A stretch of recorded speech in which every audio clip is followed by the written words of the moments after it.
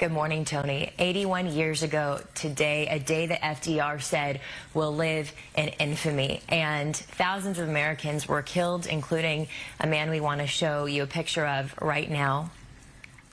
He was 25 years old, a Navy shipfitter, second class, Claude Garcia. He was on the USS West Virginia.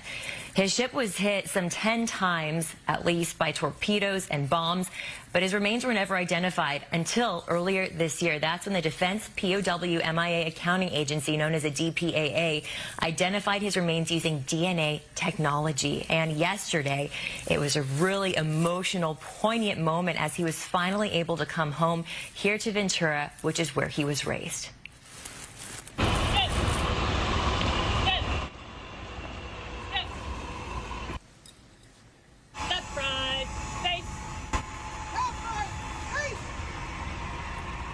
He received the honors, the salutes. Rick Ruffinelli is his great nephew, and he joins me now. Thank you so much for talking to us. You said you saw those images yesterday of your great uncle finally making his way back here to the town that he loved so much. What was the significance of that for you and your family? Well, it's pretty emotional. I think it's become more and more so as it's become closer to reality. That we'll be able to have him interred here in Ventura.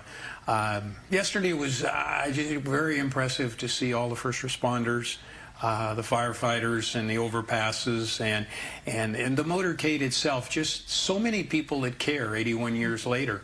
And I think it does, it certainly brings a lot of emotions to the surface and makes that Pearl Harbor event a lot more meaningful to our family. Yeah, the timing of this, and you didn't know your great uncle. You were born years after his death, but you heard about him, and your whole family behind you. We see the picture of them. They all have been impacted by this story as well. Very true. And I think that, like a lot of families, speaking about World War II was not comfortable for them. So there were anecdotal stories that were told as I was growing up, but I didn't know a lot about my great Uncle Claude until probably this year. And what did you know about him? I think the only surviving family member is your great cousin. Yeah, my great cousin, his niece. Yeah. She's 95 years old, Evelyn Pitzenberger, and yeah, she could tell some stories, but she was so young that she didn't really remember a lot about him. But I knew he went to high school here in Ventura, and he was an athlete and seemed to be very well liked, but didn't really have a defined course, if you will, for his future, so he enlisted in the Navy.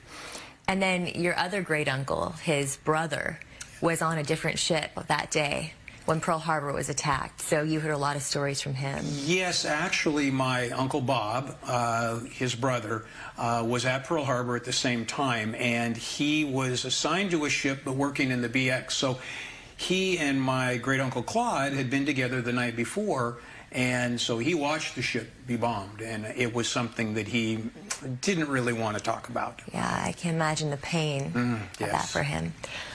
There's so much more I want to ask you. We're going to talk more and have much more for our viewers as the morning goes on, but thank you for sharing this with us. We really appreciate it. Thanks to your great uncle for his sacrifice. Claude Garcia coming home. There's going to be a funeral this weekend, and we'll have much more coverage on this, including an amazing story about the USS West Virginia. All of that coming up later on GDLA. But for now, guys, I'll send it back to you.